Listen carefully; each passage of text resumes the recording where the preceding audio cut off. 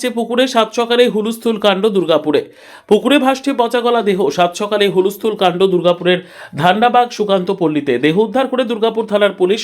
মৃতের নাম পরিচয় জানা যায়নি। স্থানীয় সূত্রে জানা গেছে, শনিবার সকালে পুকুরে দেখা যায় এক ব্যক্তির দেহ ভাসছে। প্রথমে স্থানীয় কয়েকজন বাসিন্দার নজরে আসে পুকুরের জলে অস্বাভাবিকভাবে ভাসতে থাকা দেহটি। এরপর দ্রুত খবর ছড়িয়ে পড়তে এলাকায় চাঞ্চল্য ছড়ায়। মুহূর্তের মধ্যে পুকুর পাড়ে ভিড় জমান স্থানীয় মানুষজন। খবর পেয়ে ঘটনাস্থলে পৌঁছে দুর্গাপুর থানার পুলিশ দেহটি উদ্ধার করে প্রাথমিক তদন্ত শুরু করেছে। কিভাবে ওই ব্যক্তির মৃত্যু হয়েছে তা খতিয়ে দেখা হচ্ছে। দেহটি কতদিন ধরে জলে ছিল তা নিয়েও তদন্ত চলছে। মৃতের শরীর পচাগলা অবস্থায় থাকায় পরিচয় শনাক্ত করতে বেগ পেতে হচ্ছে পুলিশকে। মৃতদেহ উদ্ধার করে ময়না তদন্তের জন্য দুর্গাপুর মহকুমা হাসপাতালে পাঠানো হয়। আশিস গড়াই নামের এলাকার বাসিন্দা বলেন, সকালে খবর পেয়ে পুকুর পাড়ে এসে দেখি পুকুরে ভাসছে অজ্ঞাত পরিচয় ব্যক্তির দেহ। কোথা থেকে এলো তা আমরা জানি না। হঠাৎ করে খবর পেলাম যে এখানে একজন কেউ পুকুরে ডুবে আছে, লাশ পড়ে আছে।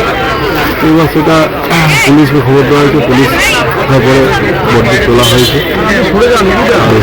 যখন লাশটা পড়েছিল তখন মুখটা উপর দিকে ছিল, নিচের দিকে জলের দিকে ছিল, বোঝা যাচ্ছিল না। তিনি তোলার পরে দেখলাম চেনা যাচ্ছে না, যা অবস্থা খুলে চলে গেছে একদম। তো সেটাটা ঠিক বুঝতে পারছে না, পুলিশ সেটা দেখবে তদন্ত করে। ভোট তো আমাদের এখানে তো ভোট তো অনেক আগে হয়ে গেছে। আমাদের এখানে কোনো ভোট ঝামেলা নেই, শান্তিপূর্ণভাবে ভোট হয়েছে, কোনো ভোটের কিছু নয় এটা। হ্যাঁ, আচ্ছা, আমার মনে হচ্ছে, তবে জানি না এখানে কী ব্যাপার।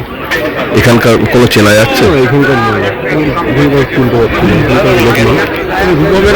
হবে। আপনার নাম? আশিস গড়াই। এই জায়গাটার নাম? সুকান্ত পল্লী পূর্ব।